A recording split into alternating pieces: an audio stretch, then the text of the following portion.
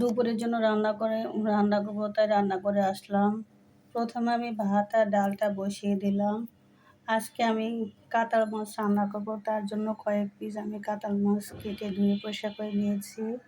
এগুলাকে ভেজে নিলাম। এখন চুলাতে প্যান বসিয়ে তাতে পরিমাণ মতো লবণ আর পেঁয়াজ দিলাম, আর হলুদ মরিচ সবই ছোট 4 চামচের 1 চামচ করে দিয়ে দিলাম।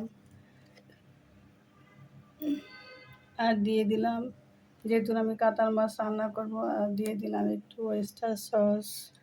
কাতল মাছ যদি রান্না করেন সাথে একটু ওয়েস্টার সস দিলে টেস্টটা একটু অন্যরকম হয়, ভালো লাগে।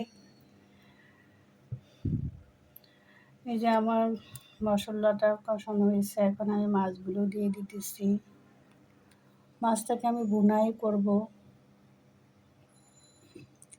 আর সাথে দিয়ে দিলাম কাঁচামরিচ।